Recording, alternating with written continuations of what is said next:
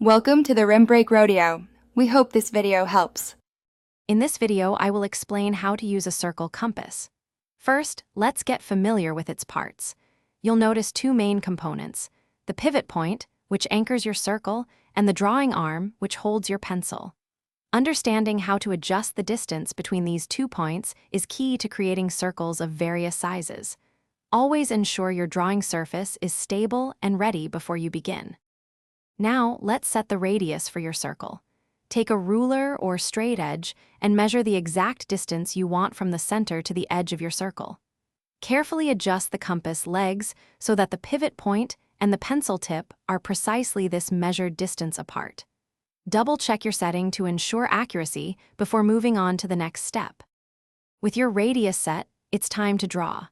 Place the compass's pivot point firmly at the exact center where you want your circle. Hold the compass from its top, not the legs, and gently rotate it in a full 360-degree motion. Apply consistent, light pressure to the pencil to create a smooth, unbroken line. Practice makes perfect. To achieve the best results, here are a few tips for precision. Always use a sharp pencil lead. A dull one can create thick, imprecise lines.